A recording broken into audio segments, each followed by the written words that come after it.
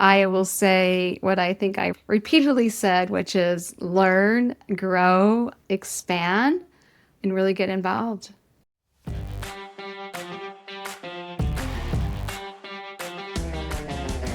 Welcome to Behind the Screens, conversations with background screening pros. I'm Les Rosen, your host, and I'm excited to have you here. On this podcast, we chat with the people who know the background screening world inside and out. Executives, industry experts, legal pros, and more. We dive into their personal stories and insights to give you a real look at what's happening behind the scenes.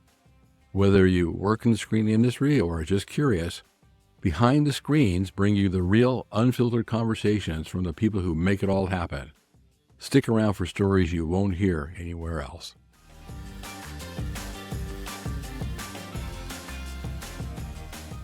And ladies and gentlemen, welcome to another action-packed, exciting episode of our podcast, Behind the Screens, where we feature some really wonderful and outstanding people who have been in the screening industry, who have a lot of perspective and knowledge and interesting takes that we can all learn from. And today it's a real pleasure to have a person who I consider one of the treasures of the screening industry, a person who is not only a past chair of PBSA, but at the time NAPBS, but also is very experienced in the screening industry and just genuinely a really wonderful, nice person. Welcome to the program, Miss Laura Randazzo. Laura, welcome to Behind the Screens. Wonderful. And thank you, Lester. And I'm also with a gem of the industry. So Well, I'm glad you are. I'm so happy you're here. So first things first, let's set the stage. Why don't you tell us what your current role is, what you currently do, what you find interesting about it, and what's currently happening with you in the screening industry. great. So currently I'm with Verified First, and I am Senior Director of Sales there, and I love it. I work with the account executive team, and I work primarily with our SMB reps, which is just amazing because most of them are newer to the industry, and I just get to really coach and teach and see them grow. So that's really been very, very enlightening and exciting for me. Yeah. Well, hopefully they can learn from you because you know so much and had your fingers in so many different pies. What was your career path that got you to where you are now? You want to tell us a little bit about that? Oh, interesting. Well, I started off as a verification specialist way back when and really, really became super engaged in the organization, just passionate about learning everything I could about background screening and investigations. And that path took me, about 10 years. And I went from a verification specialist to account management and sales and really got into operations and became the chief operating officer for Vanella at the time. So, just started off where others are starting and ended up where others are ending. So it's been a great, great journey. So, there's so much interesting what you said. So you started off at basically the entry-level rung, which in a lot of firms is verification, just picking up the phone and I'm calling to find out whatever about a candidate, which is, how many calls you make an hour to Yeah. being in charge of the thing. And back then, everything was paper. I remember we'd have stacks and stacks of paper and files and whatnot. It's just been so interesting to see. But one thing, you had the files and the word processor and the phone call and mailing things out. And it's just an interesting time where we all started. Yeah. And you mentioned a firm you were with was Vanella, and for people new to the industry may not have never heard of Vanella, but when I first heard about the industry, I've sort of started my third career looking for something to do. At the time, Vanella was a long-time established giant in the field. Really well known, really a going concern. Yeah, it certainly was. And we did both background screening and investigations, and we would place individuals into different companies and have those undercover operations and whatnot and surveillances. And then we'd also, tie that back into the background screening and why it was important for employers to do these checks. So it's pretty. It was also really interesting to hear you say that you were just passionate about learning. Yeah. You started off as like a lot of people do on the verification rung, and you were just passionate about learning. Tell us about that. I mean, where did that passion come from? What did that do? Well, How did you learn?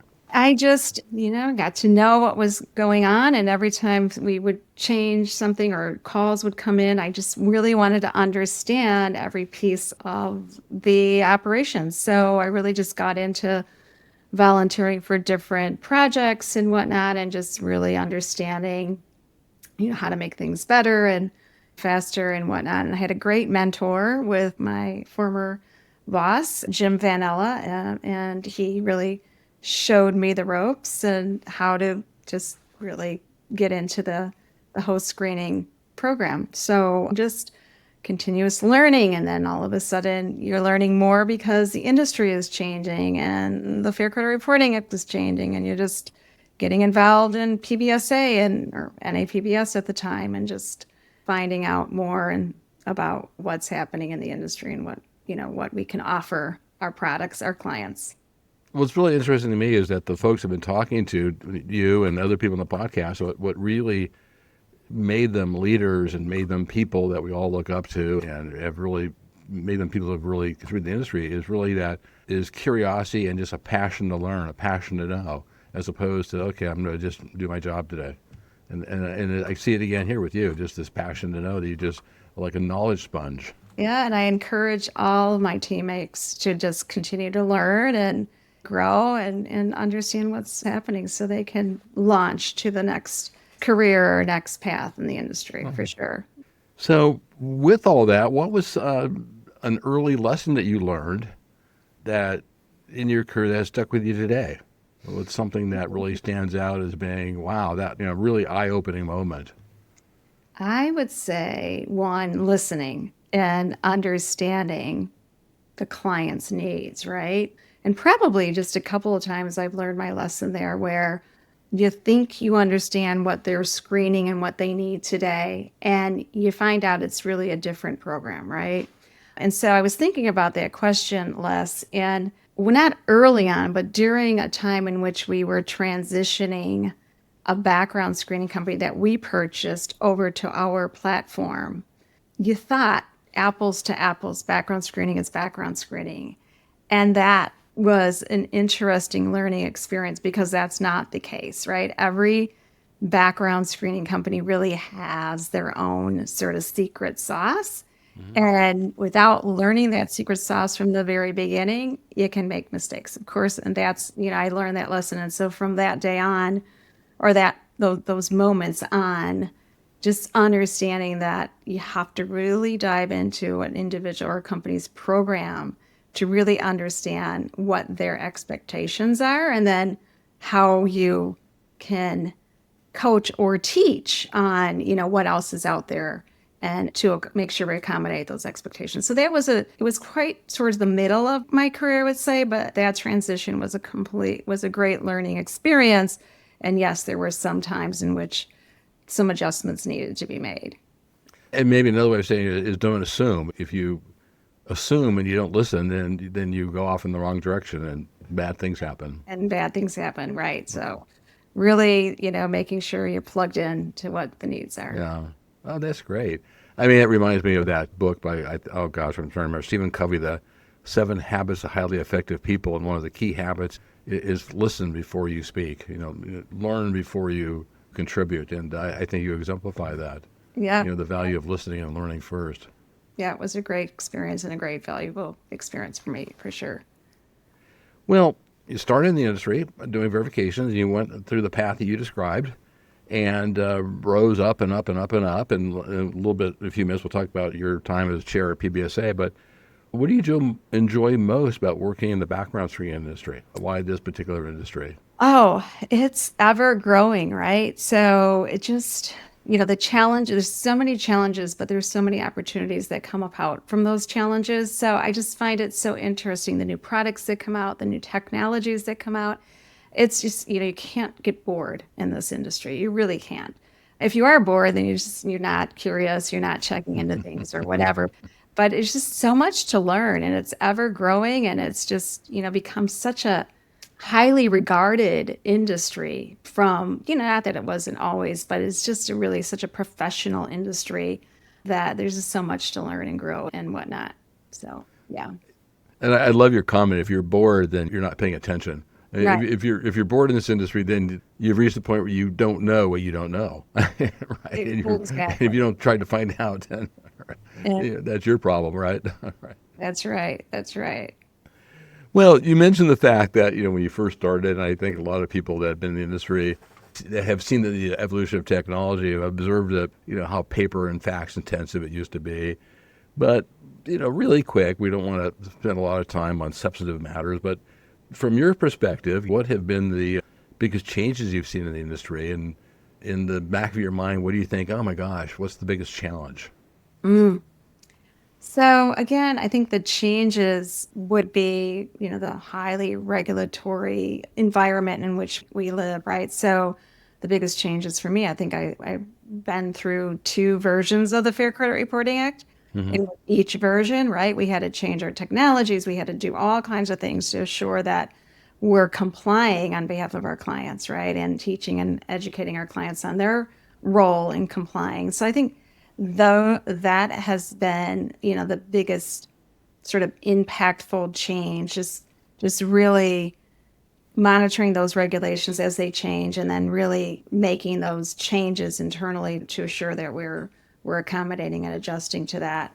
But with that becomes new technologies, new products are developed, all these things, right? So there's challenges and these, the regulations that drive sometimes the lawsuits or whatever that are out there. But then there's always this opportunity to enhance Hmm. what you're currently doing or what your organization is currently doing, and then just really flourishing in that aspect and growing your organization with products and technologies to meet those challenges. Yeah. And in looking at your crystal ball going down, and we're all just guessing, what do you think we're looking at in the next 5, 10 years?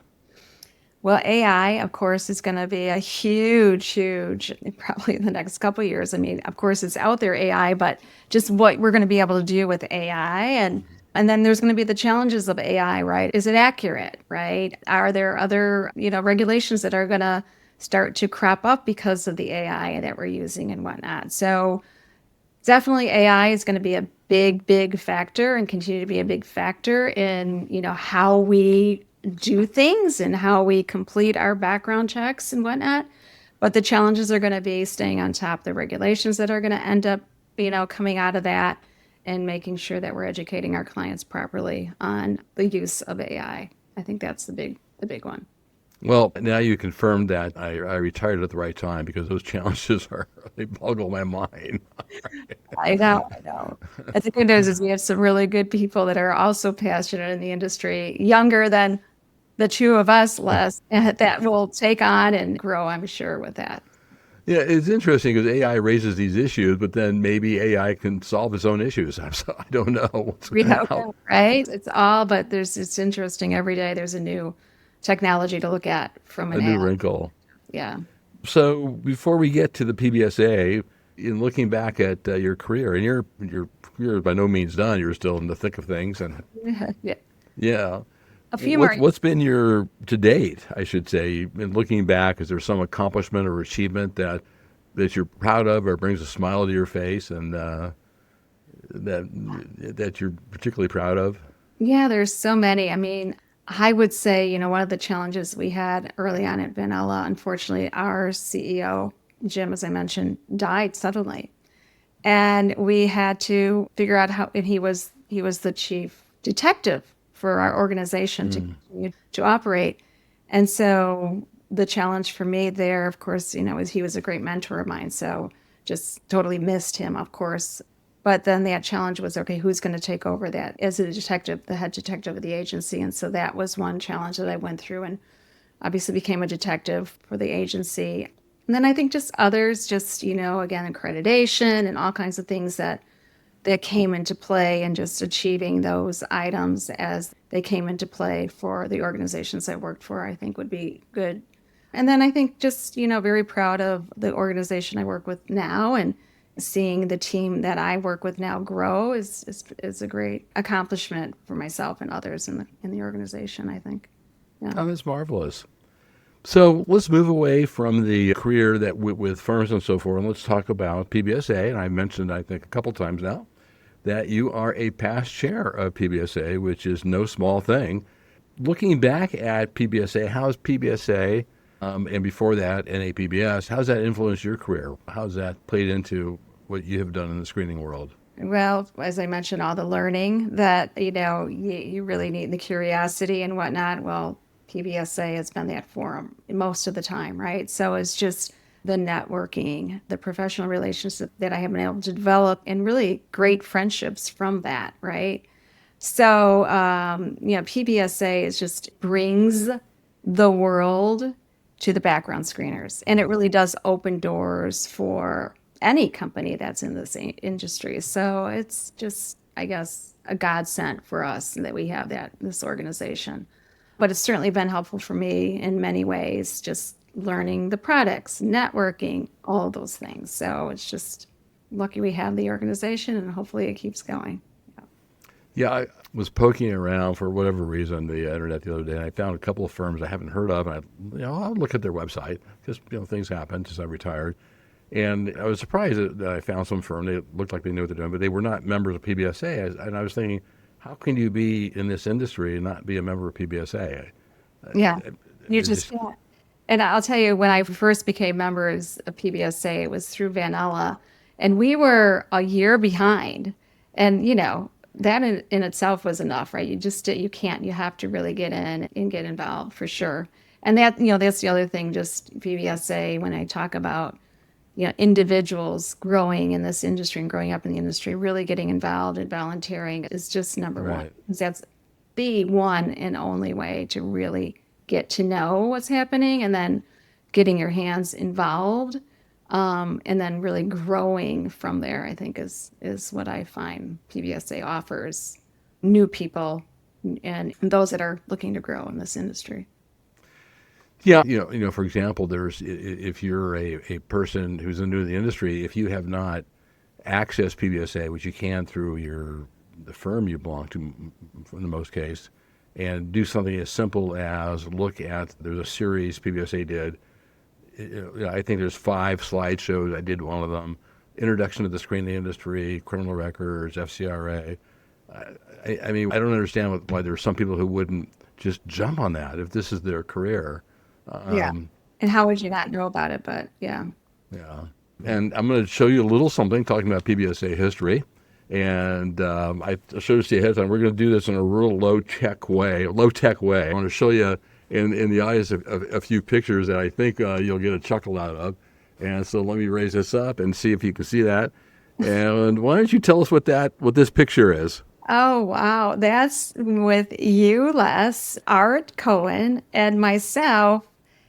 And I think that's Palm Springs, when we went to the PBSA annual conference in Palm Springs, and we climbed the mountain there. That's That's amazing. right. I can't believe you took that up. That was what, about 9 years ago or Yeah, something? I came across that.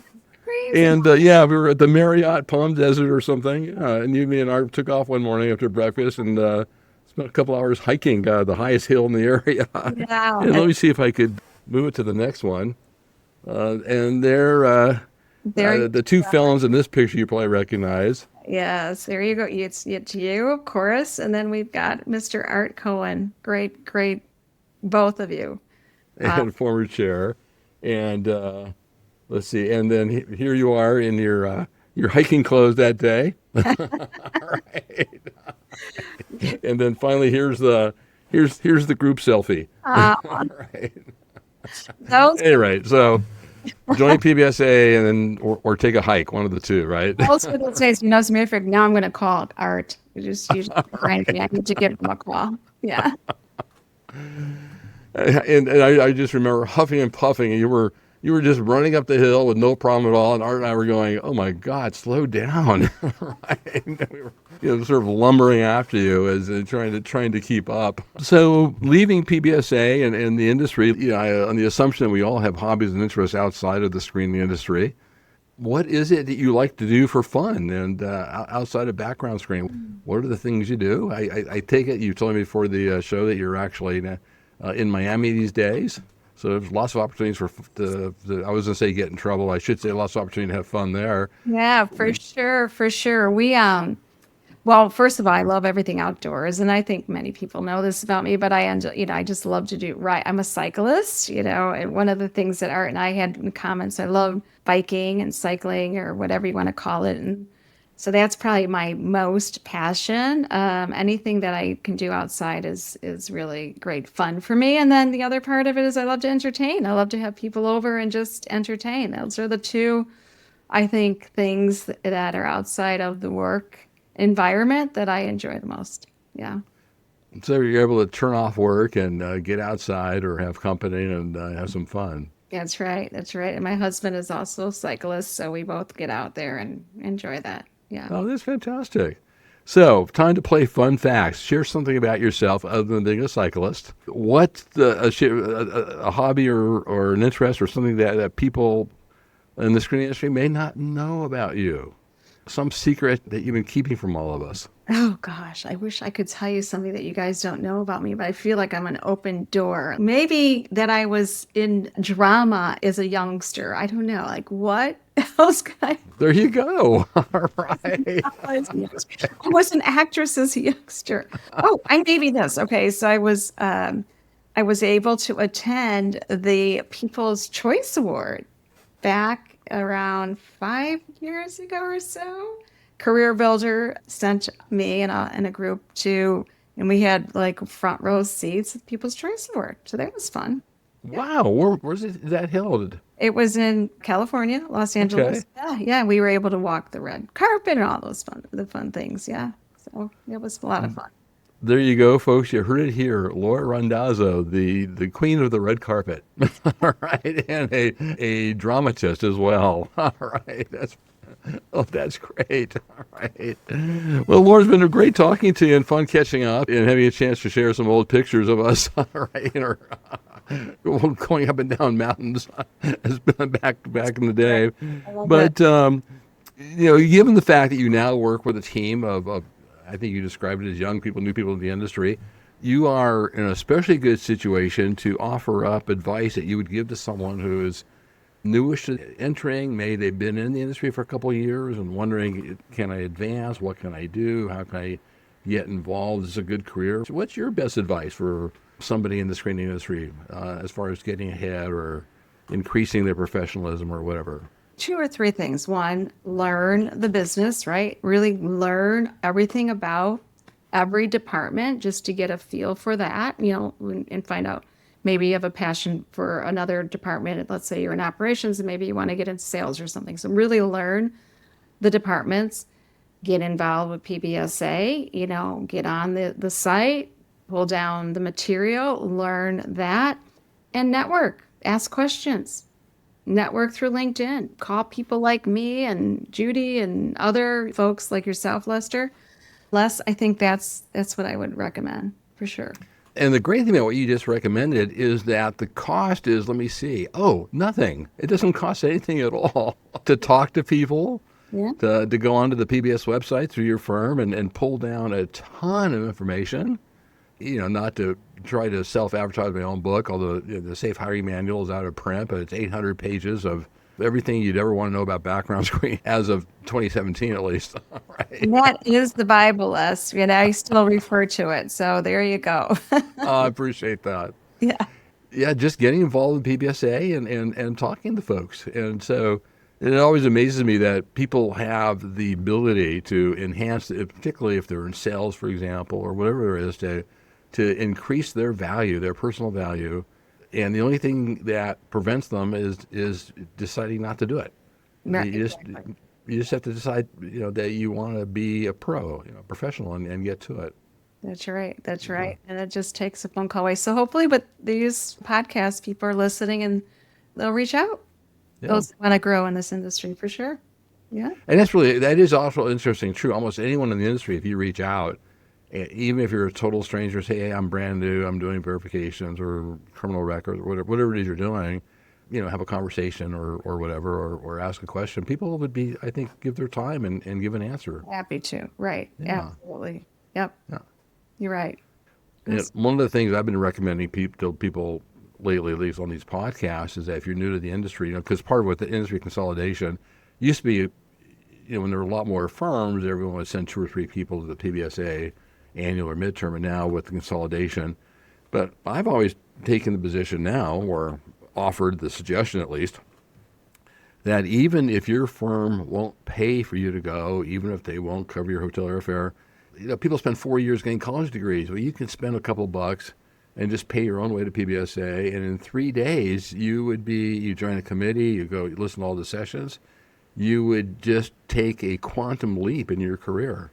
Absolutely. If you're willing to do it and spend the PTO and do it on your own. And learning and really gaining that confidence, I think. Yeah. And, taking that next step for sure. Yeah. I mean, maybe that's one of the things we could talk to PBSA about, which is a scholarship program for the, individuals that are interested. Maybe companies members could, put some names in to a drawing and, maybe some sort of scholarship program to get people, younger upcoming folks, to attend.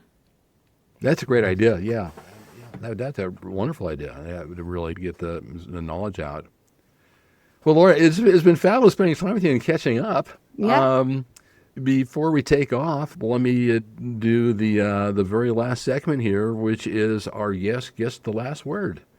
So before we sign off, let me turn the floor over to you. This is your opportunity to say anything you want.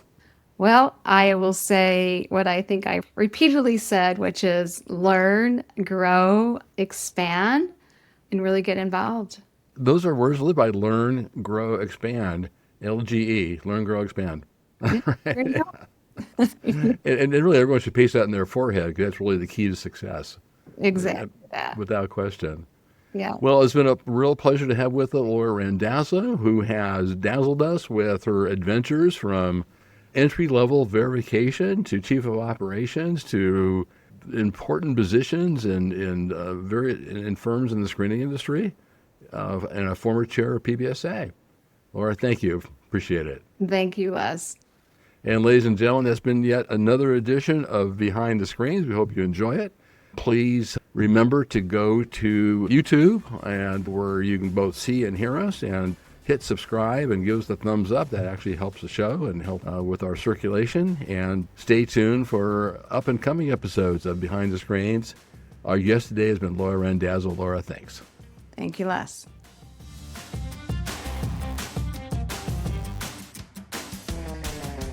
All right, that was yet another wonderful conversation with a background screening pro.